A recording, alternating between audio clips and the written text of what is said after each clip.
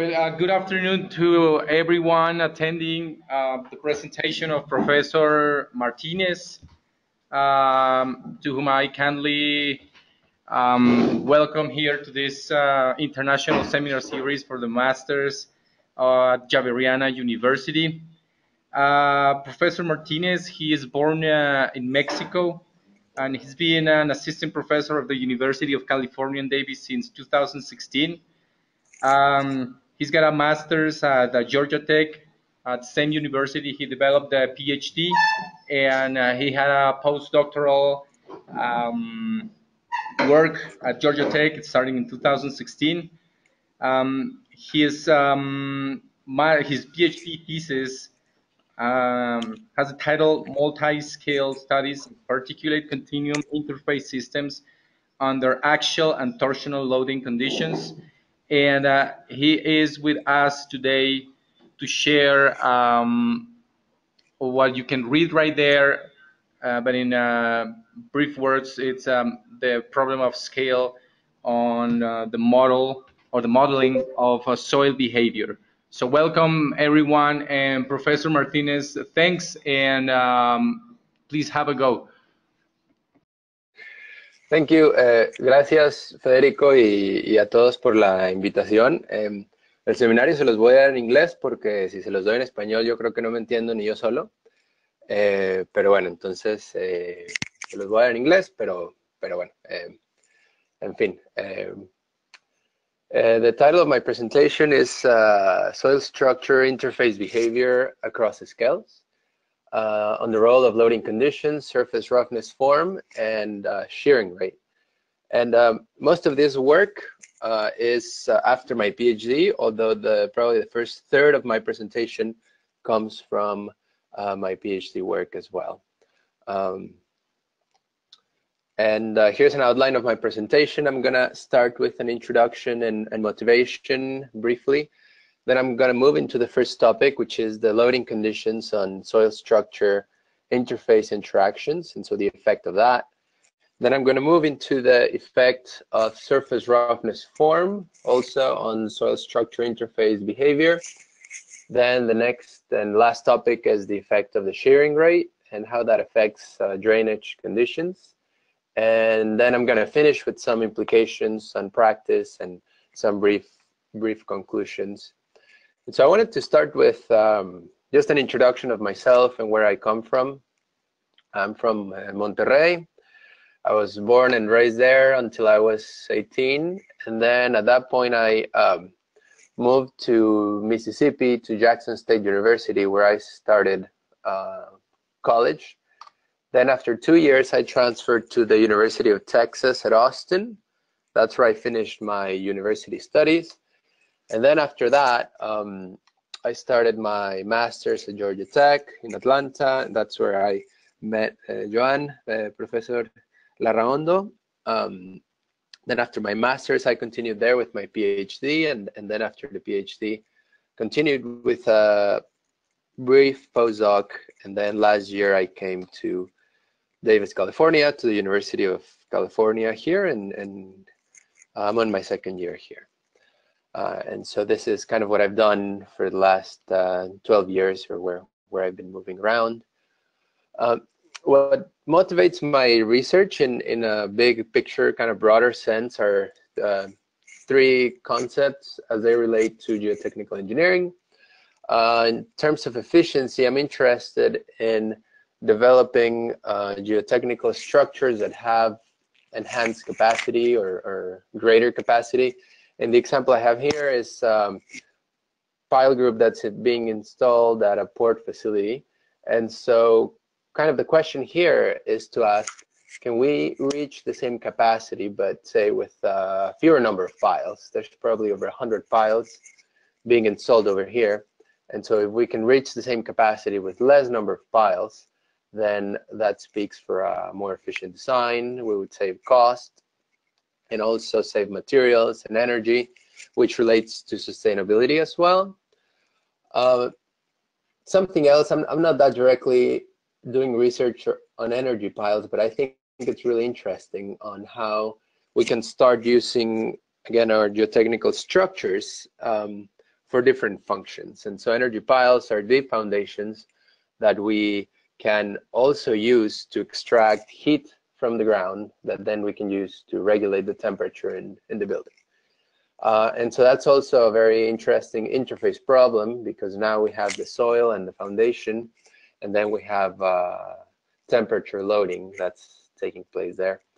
And the last one is resiliency, or how do our structures perform under different extreme loading conditions. These can be seismic, that might be, or they're of great importance here in California, but they might be floods, hurricanes, or other things. In terms of my research focus and what I'm going to be talking about today, that's interfaces. And so an interface is created whenever two different materials come into contact, like I have here in this schematic. These two materials can be two solid materials or two continuum materials. So this could be concrete, concrete steel, or something like that. These two materials can be two particulate materials. And so this could be between stratigraphy layers, or it could also be in a triaxial specimen where we develop localization. Basically, we have a particulate interface there. And then we have the case that's in between, and that's where I focus on, continuum particulate interfaces, which combines the background of these other two extreme cases. And so when we look at continuum particulate interfaces, we can look at many different things and how they affect the behavior. So for example, we have the particle shape. Say we have a sand or a coarse-grained soil. Particles can be rounded or angular, and we know how those affect friction angle, dilation, and so on. We also have the particle surface roughness, which is at a smaller scale, but this also affects the behavior. Again, friction angle, stiffness, and things like that. We have the state, which is how it's a combination of the state of stresses and the density or the void ratio, and it tells us whether the soil is going to contract or dilate. We have the material stiffness, where we could have, for example, an uncemented soil, or we could have a cemented soil or a rock. And then we have other properties like size, fabric, gradation, mineralogy, saturation, and plasticity. And now we can move into the continuum material. Surface roughness is pretty important. Not only the magnitude of the surface roughness, but like I'll present today, the surface roughness form is really important. And so here I have three examples: random form, structured form, or ribbed form. We have the material hardness, whether the particles can actually embed on the material. Well, this is not of great importance for steel, materials made out of steel. This is very important for, say, geosynthetics that are made of softer plastics. And then we have other things like composition, temperature sensitivity, lubrication. And then on top of that, we have the boundary conditions, which could be zero displacement, they could be constant pressure, they can be constant stiffness. Then we have the loading conditions, and the ones that I'm going to be talking about are axial and torsional loading conditions, and we also have the shear rate.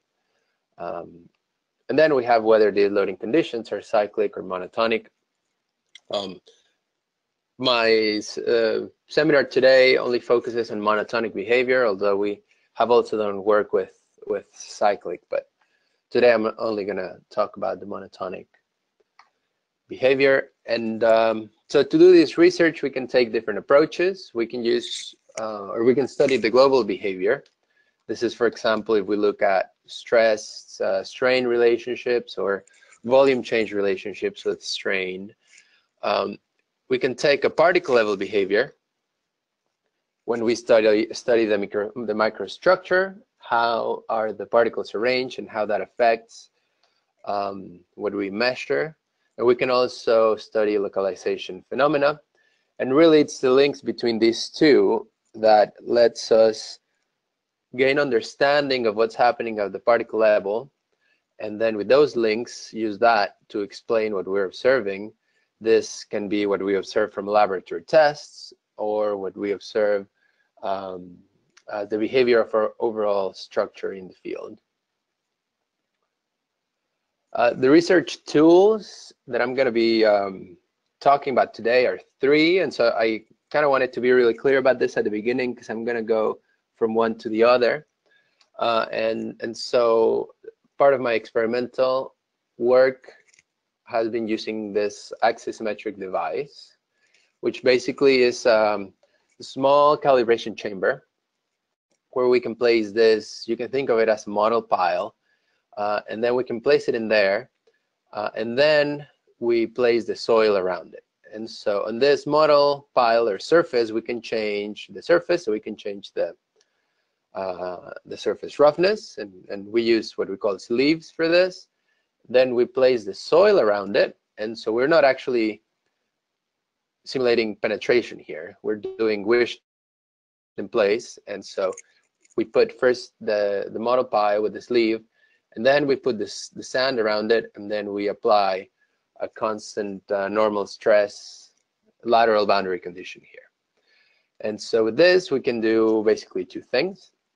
We can push this model pile up, which would model axial loading conditions, or we can actually rotate it and measure the response in torsional loading conditions. Then we have our discrete element modeling simulation, used Ph.D. 2D, although we're moving to 3D right now, but the results I'm going to present today are for 2 dimensions.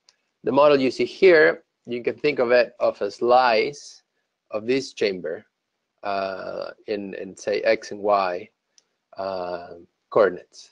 And so it's the same. Our surface is here in the middle. We can move it up or down, and then we have our constant lateral stress boundary conditions. Our torsional model, basically we cut this in half, and so now we're looking at a cross section, and so now the surface is here in the middle, and we can rotate it and simulate torsional loading conditions. And so we have those 2, and then I have a 3 different setup, which is a shear box between surface. In this case, the surface is down here, and this green material you see there is a kaolin, so clay specimen, and the green color is a texturing material that we use, and we use it because it gives us a very nice color contrast that then we can use to do our image analysis with particle image velocimetry. And so I'll be talking about this. I'll identify clearly which one I'll be talking about, but if I say basically axisymmetric or laboratory test, I'm talking about this one. If I say DEM, I'm talking about this one in the middle, and if I'm talking about PIV, then it's this shear box on the right. And just to finalize my introduction and to give you an overview of my research tools, this is stress ratio displacement curve. Stress ratio is a measure of strength. And so here's a comparison of what we can measure in the lab. This is an axial test, and what we measure with our discrete element model. So we have a relatively good match there, that this is the global behavior. But we could also look at the particle level behavior. This is the shear zone between one of those friction sleeves, so a rough surface and sand from an experiment. This is what we get from our DEM simulation, and so we also see a good match there. And lastly, these results on the right are what we get from our PIV, or particle image velocimetry. We recognize that different tools have different capabilities and limitations, and so here I'm using 2 X's to say it's very capable, 1 X to say we can get it, but it's limited. And where there's nothing is basically we cannot get that information. So for example, you can see stress displacement relationships with our experiment, we can get them very nicely.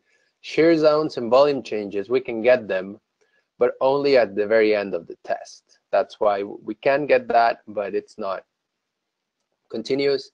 And we can also measure pore pressure. Our numerical model is 2D, so that's a limitation.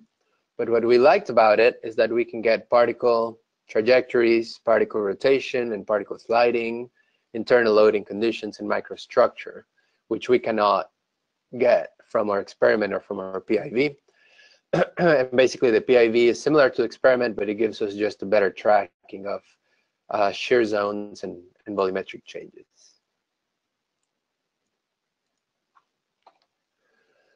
Okay, so now I'm moving to my first topic on loading conditions on soil structure interface interactions. Just for reference, when I talk about an axial interface, you could think of, say, a deep foundation or something like that. And what I'm trying to model is that interface between the foundation material and the soil. And so we're pushing the foundation material in a longitudinal manner relative to the soil. So you can imagine this kind of mechanism. When I model a torsional interface, you can think of a cross-section of a pile, and now what I'm doing is I'm rotating that pile relative to the soil around it. And so that's the main difference. Same pile, same interface, and so the only thing that I'm changing is how I'm moving that continuum material. So for this experiment, I used 3 different kinds of sands. Ottawa 2030, which is relatively, it's medium size. It's about 0.7 mean particle diameter, 0.7 millimeters. It's rounded and it's fairly uniform. I use blasting sand, which is similar size but very angular. And then I use Ottawa 5070, which is also, it's somewhere in between in angularity and it's smaller. And for my continuum materials, I use these friction sleeves where I was able to control the roughness. They're all made out of steel. And so, for example, this one is a smooth one, so no texture. And then I control the roughness by increasing the height of these texturing elements you see. So here you see a progression from slightly textured to higher and higher texture. And the only thing that changes here is the height of these. They have a diamond geometry, so we call them the diamond elements. So we just increase that height. And this is just how a cross-section of smooth and highly textured friction sleeves look like.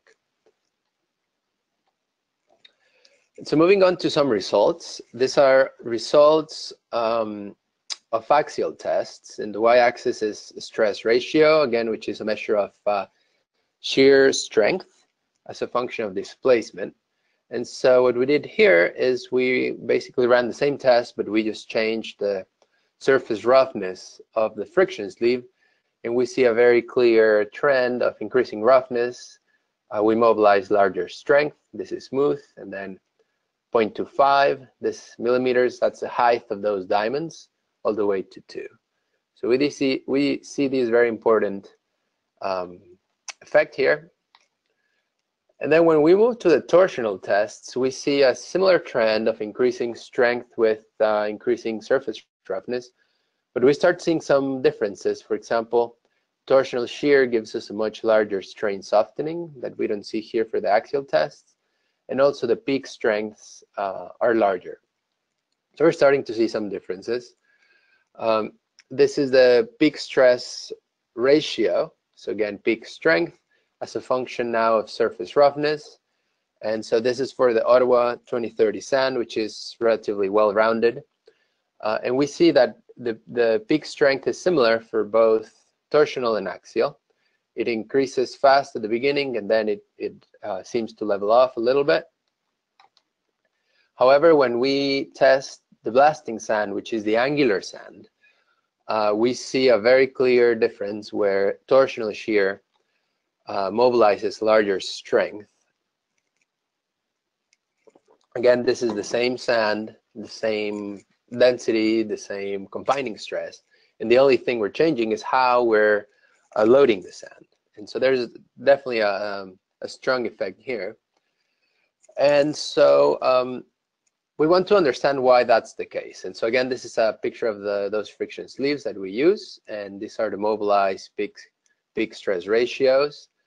And so basically, when we do axial shearing, we have resistances from two different sources. We have interface friction from the friction sleeve material and the particles that are sliding here. So that's friction as we think about friction by means of the friction coefficient. But also this diamond element is tall enough. It's somewhere between 1 to 3 or 4 particle diameters. And so it's tall enough to actually mobilize another resistance. We call it the annular penetration, which is basically a passive resistance component. And so basically as we move these down, here we mobilize passive conditions. On the other side, we mobilize active conditions. And you can think that at every single element of these friction sleeves, we mobilize passive conditions ahead. And so for torsion, something needs to be different because we measure different strengths. And so our hypothesis was that the interface friction is the same. That's because it's the same sand and it's the same sleeve material. And so what must be different is the passive resistance component. The difference here is that this component is, or we think it's oriented tangentially away from these elements as opposed to axial shear, which is parallel to it. And so we call that the tangential component. So you can think of these measurements as being the addition of both interface friction and annular penetration for axial shear, and interface friction plus tangential component for torsional shear. And so the next step for us was to try to separate these two, because if we were able to separate these two, we could test our hypothesis.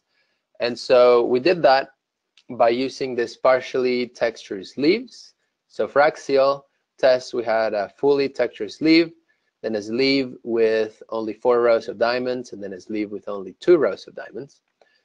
And so these are the results. And our logic was that if you only have friction, friction or shear stresses have linear relationship with contact area. Therefore, if we get this relationship and we extrapolate it to 0 diamonds, meaning 0 contact area, if we only have interface friction, that should intersect at 0. But we very clearly see that it doesn't intersect at 0. And so we take this intercept, in this case it's about 0.205 in terms of stress ratio, as the magnitude of our annular penetration. So in other words, this is annular penetration, and this straight line, the slope, is the contribution from the interface friction. And so we did the same with the torsional tests. We developed this partially textured sleeves, fully textured, and then 12 columns, and then 4 columns here. And we also saw what seems to be a linear relationship, but the magnitude of this intercept is different. And so then we took this. These are the results that I had shown before. And so we basically did a simple subtraction and said, okay, interface friction should be the measured load minus the passive resistance, so the annular penetration in axial, or the measured load minus the tangential component in torsional. And so if we do that, and then we express things as friction angle, that's just tangent of peak stress ratio, we now see that there's no difference between axial and torsional shear. And so to us, this was a clear indication that interface friction is independent on shear direction. That's basically dependent only on the material of your sleeve as well as your sand. But on the other hand, the passive resistances, they are different between axial and torsional shear, and they dictate the differences in the behavior that we observe. And so the next step for us was to obtain a more fundamental understanding of what's happening. Now we kind of know what we're measuring in the lab. And so we said, well, we probably need to measure what's happening at the particle scale. And so what we did is that we impregnated the specimens with a resin after we shear them. Basically, we shear the specimen, and then we can flow this resin in order to be able to this is sand, right? So you cannot really remove the confinement, otherwise you destroy the microstructure. So this allowed us to retrieve the specimen. We could cut it and dissect it, and then we could look at what's happening here at the interface and how are the soil deformations taking place. We took this a step further, and we impregnated the specimens with another resin that's stronger, and this allowed us to cut cross sections through the sand grains. And so what this allowed us to do is to do some microscopy to study how the void ratio, or the porosity, changes as we move away from the sleeve. And so in this case, the sleeve, or the continuum material, is right here. And so as we move to the right, that is like moving away from the friction sleeve. And so using this microscopy analysis, we could measure that void ratio as a function of this distance away from the sleeve. And so this is a specimen, this is our control specimen before we even sheared. And so about 0.87 was our target void ratio, and what we get is about that, with some variability just due to compaction and those other things. Then we do the same analysis, but for an axial test, and these are the expected results, that inside the shear zone we have dilation, and that happens. That's what we expect. This is a relatively dense specimen, so when we shear it, it should dilate, and that's what we see here. That's for axial. But then what happened when we did the analysis for the torsional test is that we saw dilation inside the shear zone, but then we saw very strong contraction outside the shear zone. We ended up calling this secondary shear zone, or a secondary affected zone.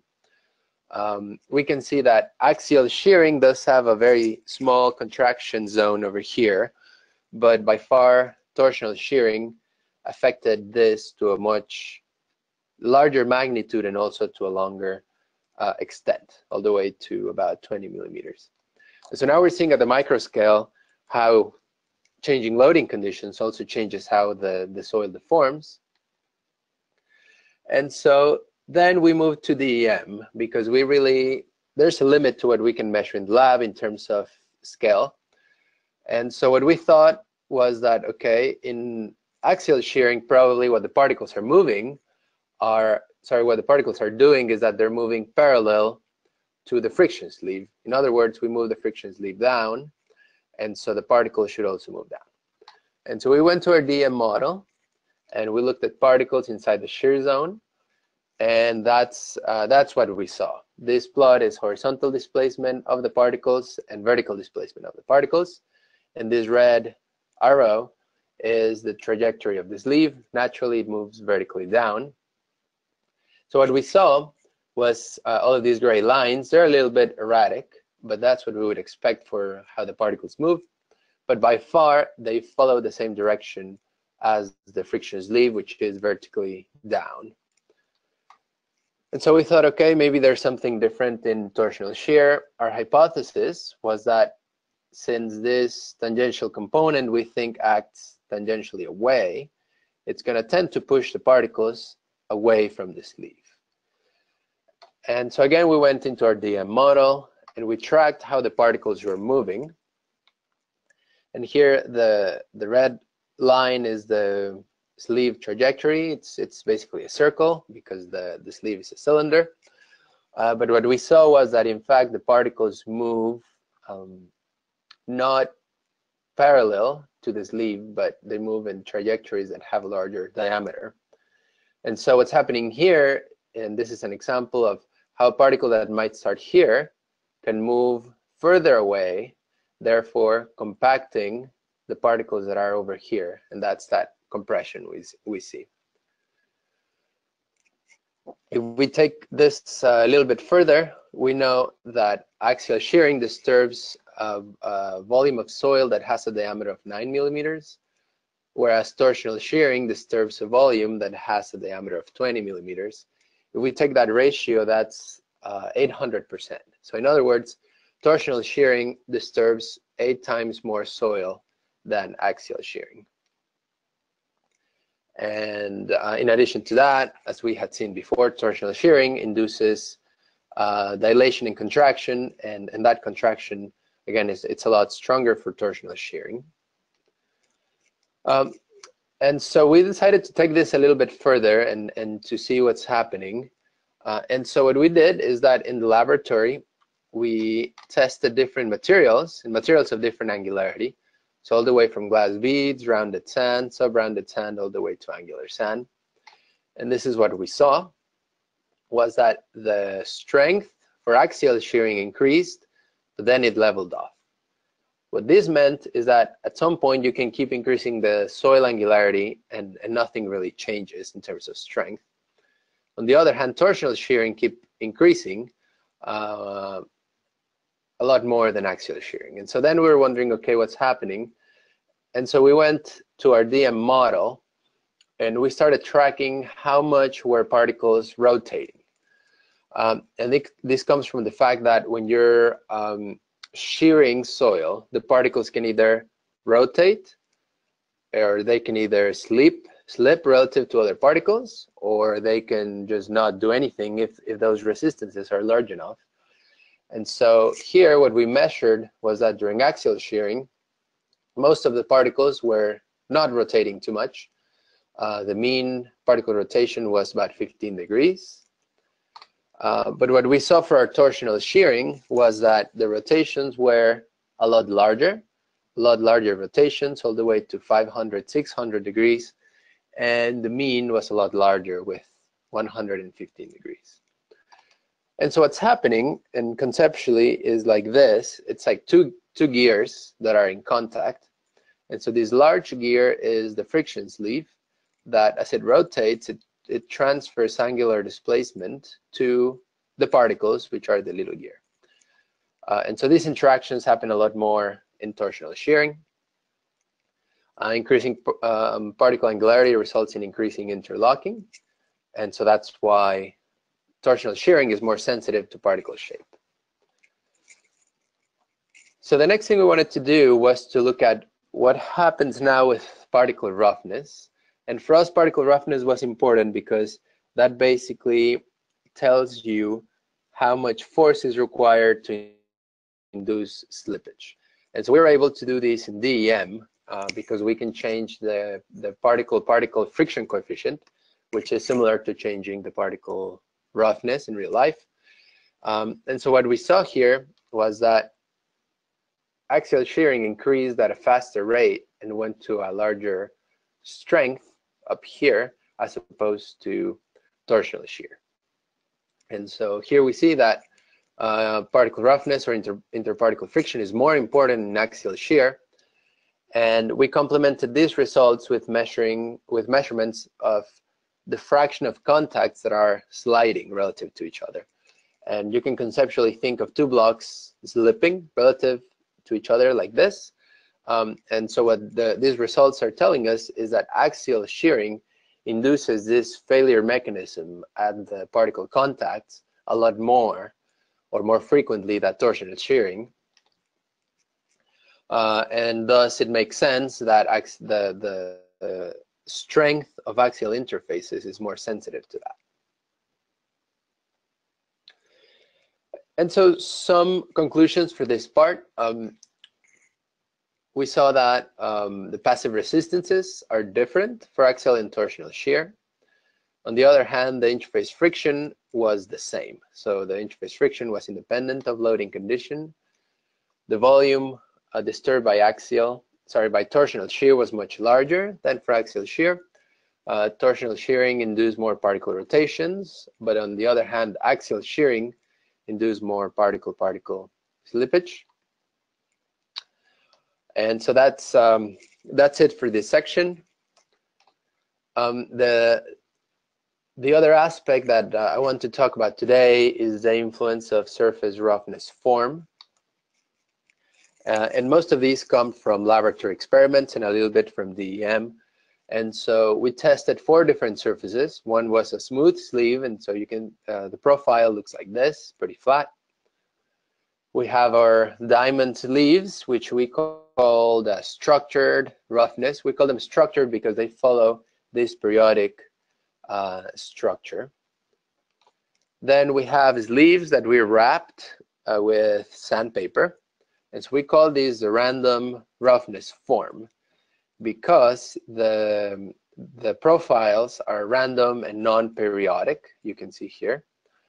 And then we have a series of ribbed sleeves where basically just look like that. Also periodic, but as we'll show, the structured roughness and the ribbed sleeves behaved very differently. And so we tested the same 3 sands. And so here's a comparison of the results that we get with the smooth sleeve with the 3 different sands.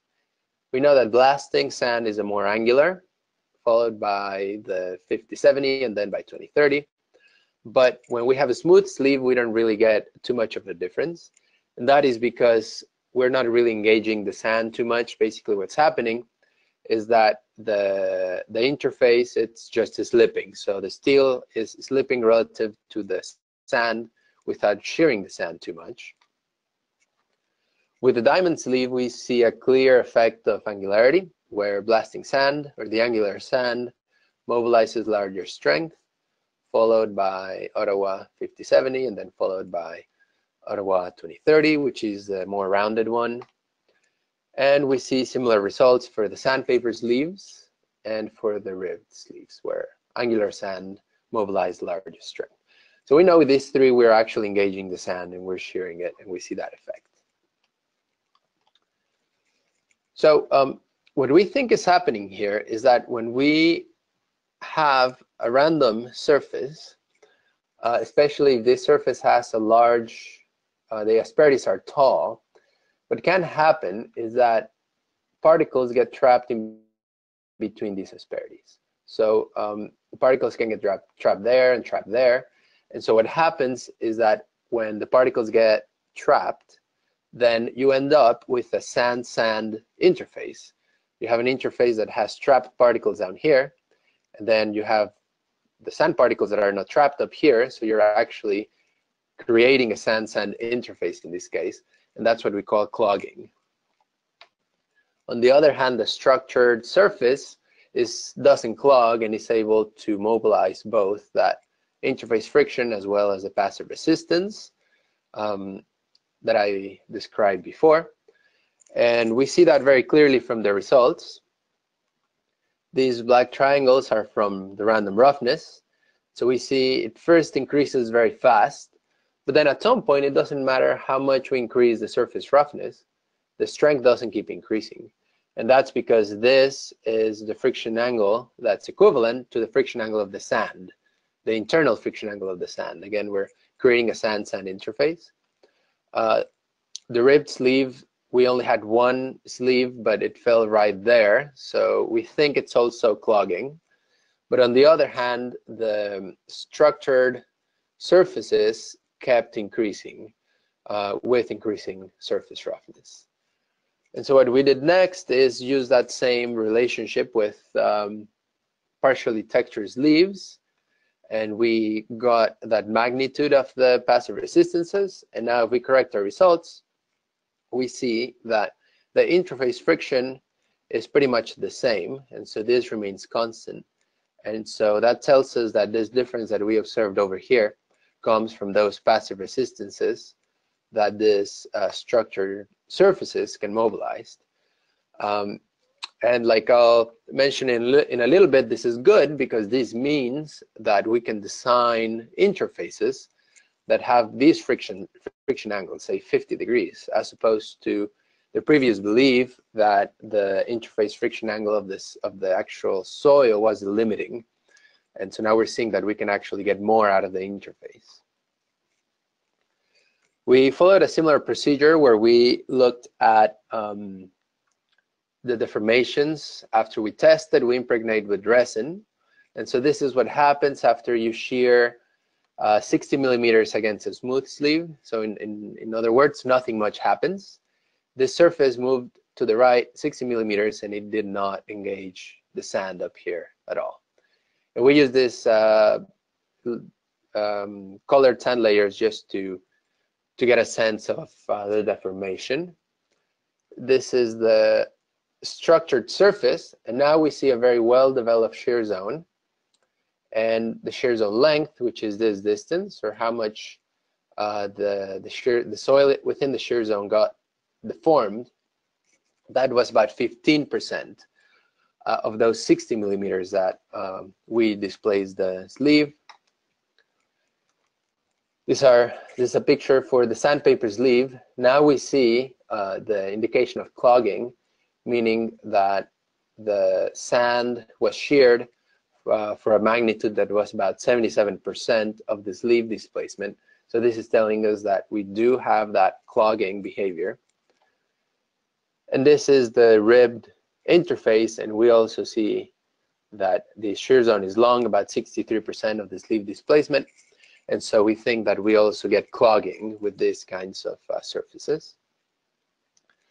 We did a little bit of image analysis, and we looked at those profiles of how the particles were moving. And this allowed us to measure the shear zone thickness as a function of shear displacement. So shear zone thickness is this vertical distance over here. And so that doesn't change too much. It's all between 3.5 and 4.5 millimeters between the three surfaces. But as we had previously shown, the shear zone length is what's very, very different, where the structured sleeve is all the way down to the bottom. Rib sleeve is high, and even higher than that is the sandpaper sleeve, again showing that clogging mechanism. And so now we went to our DEM and looked at, we simulated these three different roughness forms: random, ribbed, and structured. And so we're looking now, these are stress fields. So this is inside the specimen, where are the stresses concentrating. And so with a random roughness, we see a strong concentration at the leading edge of the sleeve. This is the sleeve, and we're moving it to the left in this case, both for normal stress and shear stress. And these are the force chains, where the thickness of these lines tells us the magnitude of that contact force. These distributions look pretty similar for the ribbed roughness, but the structure roughness, we see a better distribution along the length of the sleeve. So we see that it distributes all along. And I actually like this figure at the bottom very well, because we see 6 concentrations of contact forces, because we're simulating 6 diamonds here. And so this is telling us that each diamond is capable of mobilizing those passive resistances, which give us the larger strength.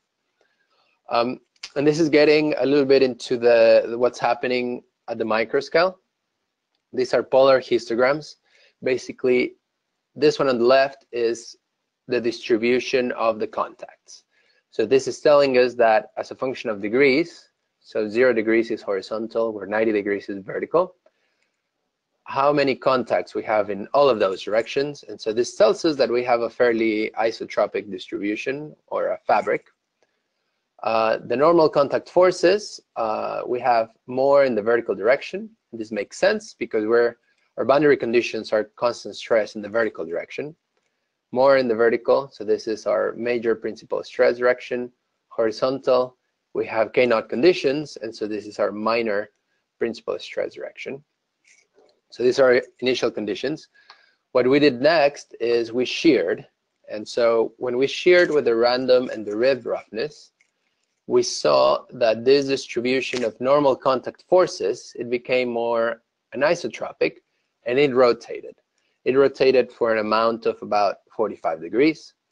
And this, coincidentally, is very similar to what we see in a direct shear or a direct simple shear specimen, where we have major principal stress rotation, and that would go to an angle between 35 and 45 degrees from the horizontal.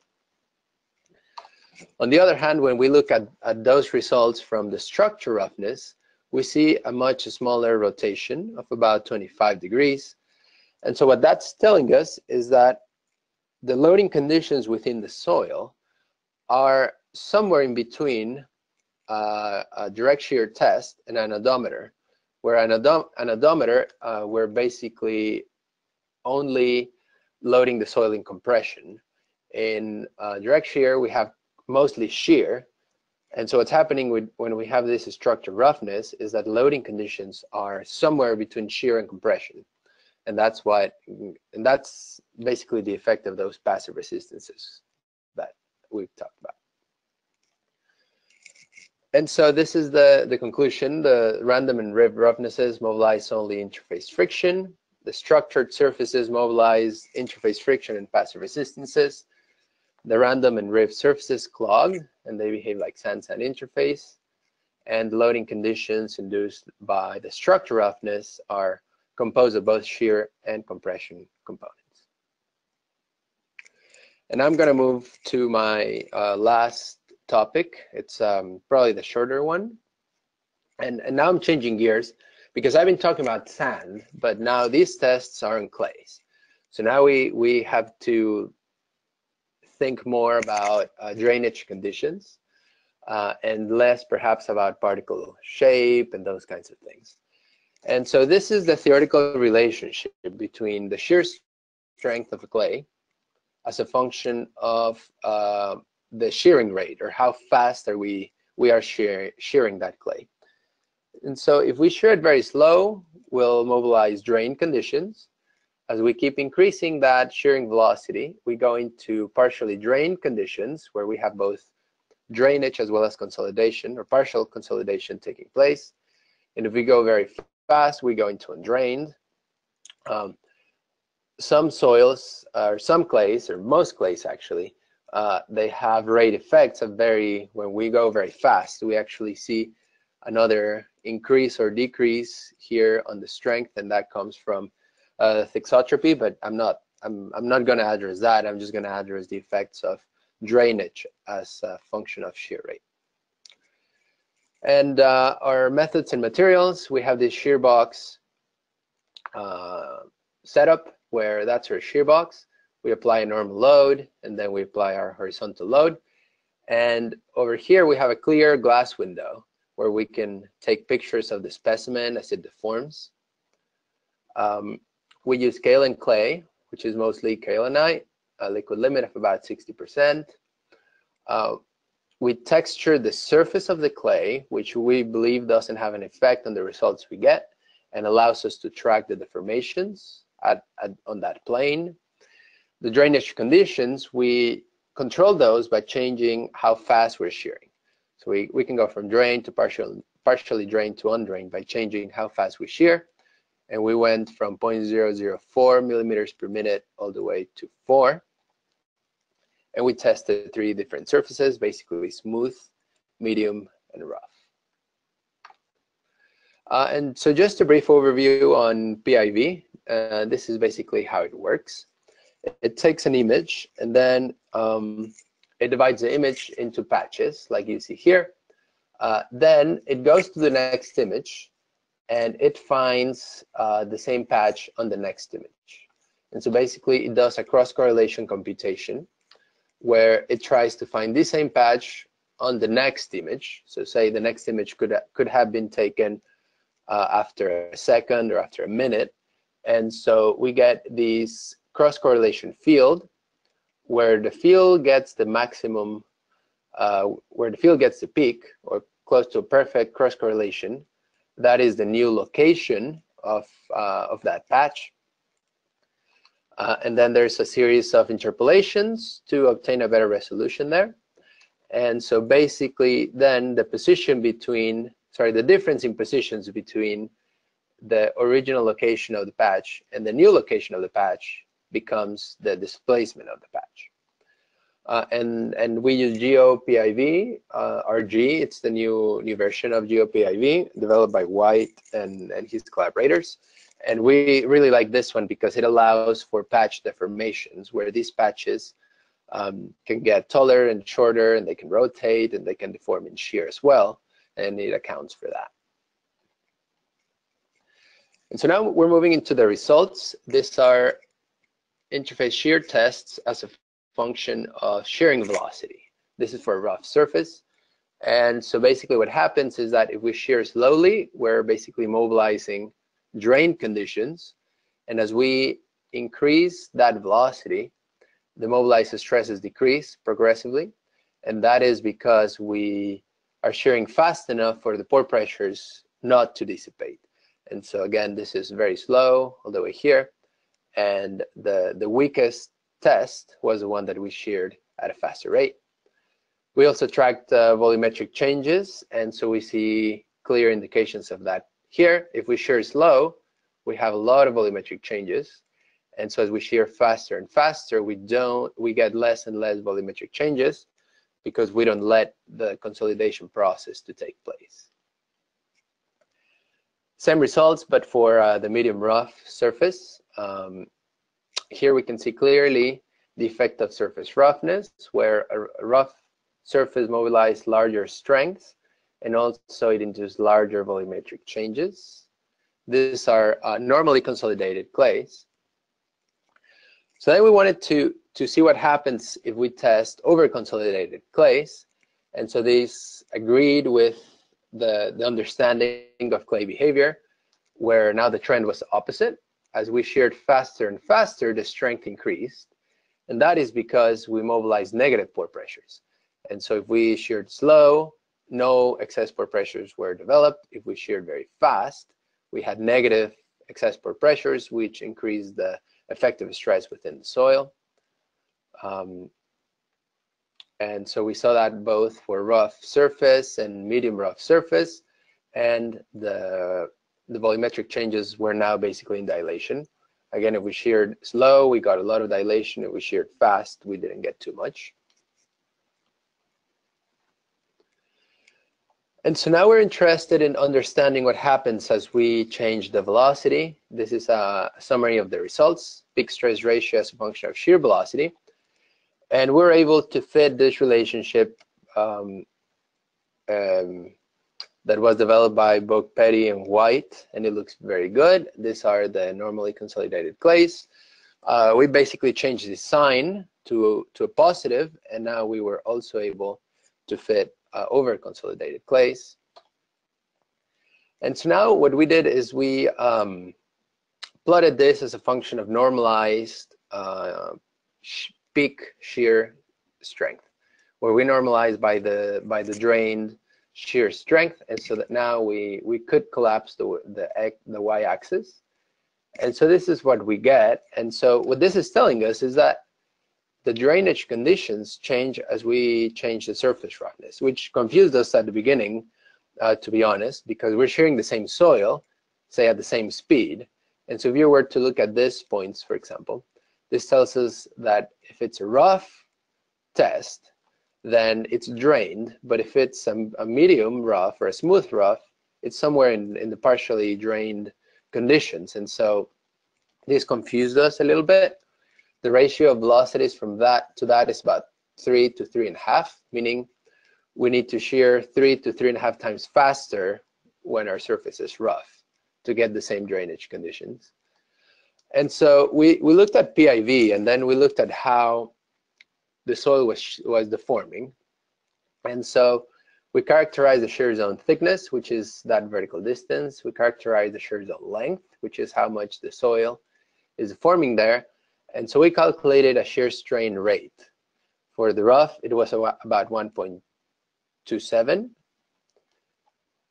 But for the medium rough, which is this one down here, because our shear zone is a lot thinner, so 0.25 as opposed to 0.55, the shear strain rate is about 3.15 times greater.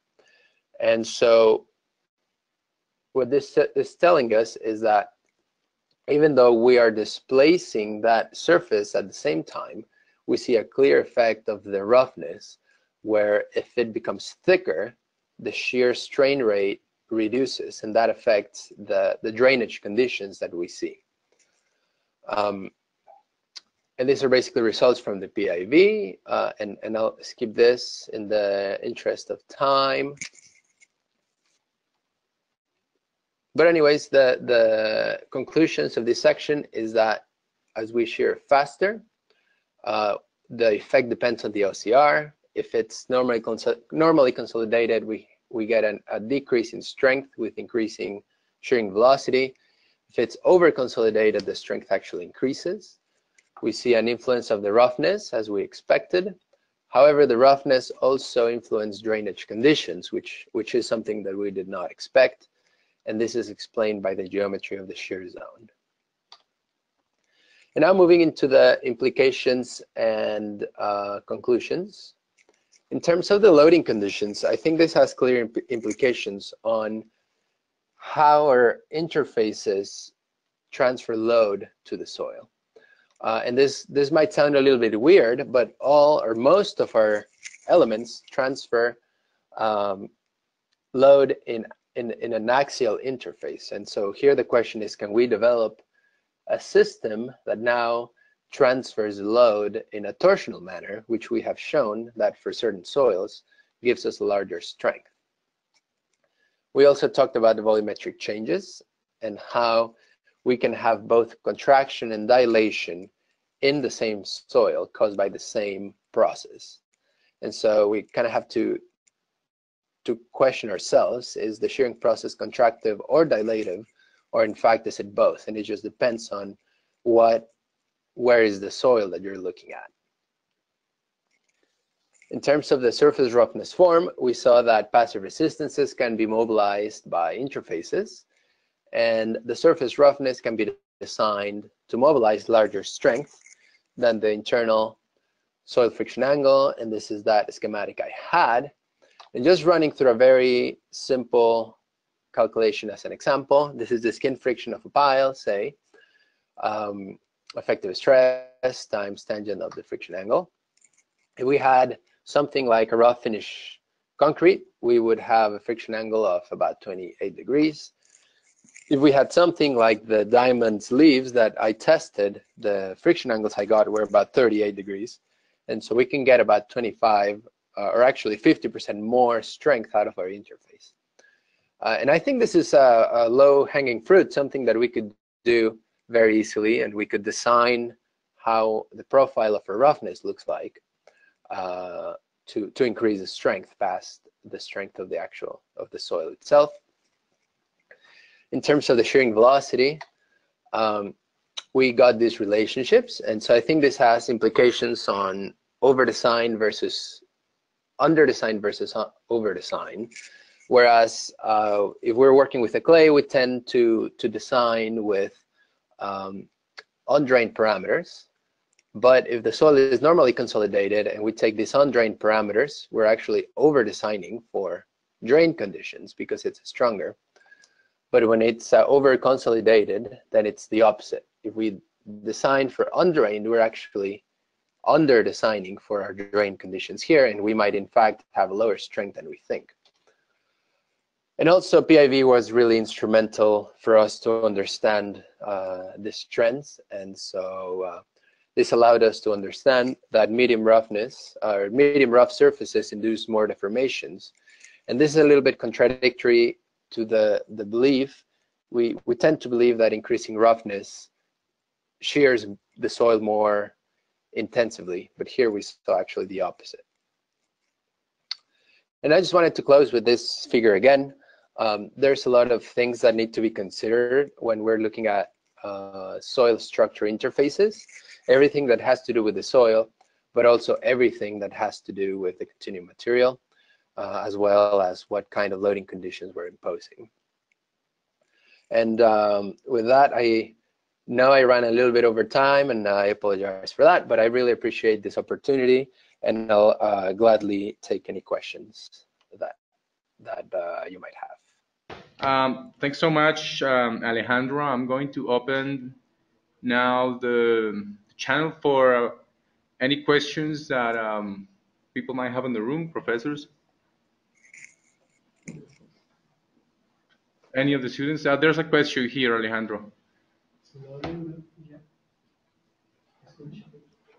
Okay, can you hear me? Sorry for that. Okay. Uh, so the question is, have you tested the strain rate behavior with the sand? And what was the choice of making the roughness by diamonds instead of somehow a cubic form which has same area or contact area in both directions? Yes, okay. I think I heard everything. No, we have not tested sands, and so that's something that we plan to do in the future, and I think it would be interesting as well. So we have not tested sands. In terms of the design of the friction sleeves, maybe I wasn't clear enough. Here on the effect of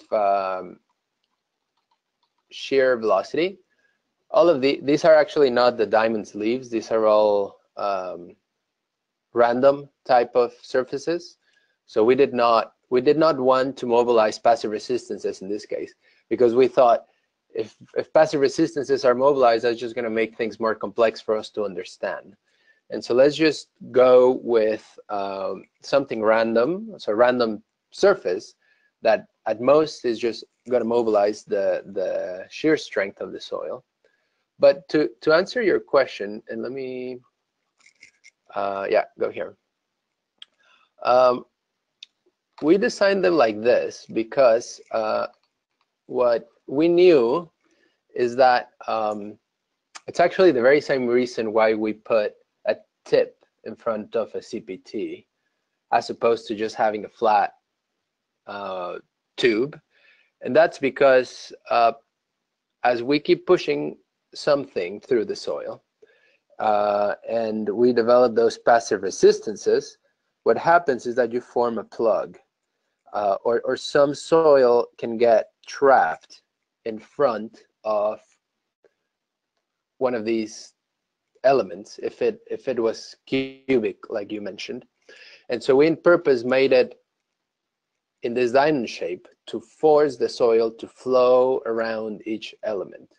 And so we force the soil to flow around each element, then the soil plug does not change our profile during the test. I don't know if that makes sense, but if you had something that is like a cube and you keep pushing it, you would form a little plug of soil that now your failure would not happen between your sleeve and the soil. It would actually happen between the fresh soil and the soil plug that you have there. And so at that point, you don't really have a good handle on what's your surface roughness anymore, because your soil changed the surface roughness. And so that was the main consideration, to avoid that soil plug and avoid clogging, and to force that flow around around each diamond element. Alejandro, there's a second question. Sure. For your interpretation of the strain rate effects on clay, are you using the hypothesis A or B, especially for the definition of the OCR? Did I? What you mentioned? If I'm using hypothesis A or B? That was a yes, Alejandro. Okay. What do you mean by hypothesis A or B?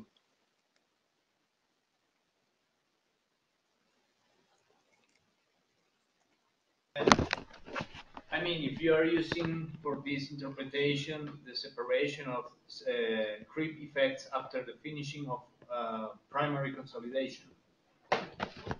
Oh, okay. So you mean whether we're taking rate effects to increase the strength or decrease the strength? Yes. Well, we're at the moment we're kind of ignoring the thixotropy effects, and there's the main reason is that you need to go, I think, faster for those to become apparent.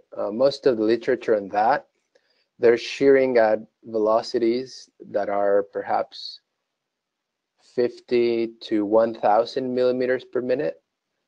And the fastest we went was 4. And that was just for 1 or 2 tests. Most of our tests stopped at 1 or 2 millimeters per minute. And so we haven't explicitly addressed that. I think it would be interesting to keep shearing faster and faster to see what happens. But our basic assumption right now is that drainage conditions completely account for the vast majority of what we're observing in our results. And so we're saying if there's any thixotropy effects, they're so small that probably they're not going to matter too much. If you were to ask me, or if I had to choose between this hypothesis up here of increasing strength versus decreasing strength, I would tend to lean with increasing strength. So I would tend to lean with this one up here. But again, it's something that we're really not including in our interpretation at the moment. And to be honest, I don't think our experimental setup, I don't think we can go to speeds large enough to actually capture that very well. We would have to basically have a different motor that can go faster. All right, Alejandro, we have a last question. That's John, who you're going to talk to. Okay, perfect. Hey, Alejandro. Because you're working with such a diverse range of roughnesses, from random all the way to ribbed and structure and so on, I was wondering, have you tried to quantify the roughness, say with, fractal dimension or some sort of number that you can correlate to your overall results? We haven't done that yet. Although what we have a research project that we're working on right now, where basically we're looking at anisotropic interfaces, meaning they're surfaces with profiles such that they mobilize more friction if you shear, say, to the left as opposed to the right.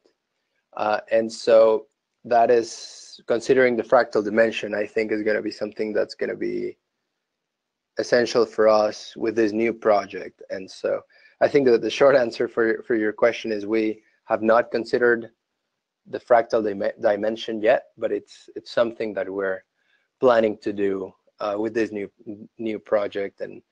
And passive resistances are really at the heart of these anisotropic roughnesses or anisotropic behavior, and so we'll definitely be involved in that. So I expect hopefully next time I talk to you in a couple of months, I'll have a better answer for that question. Well, all right, Professor Martinez, thank you very much for your presentation in this international seminar series of Javeriana University. You're more than welcome to come visit us. That will be a little project that probably me and Joan will get along with 2018.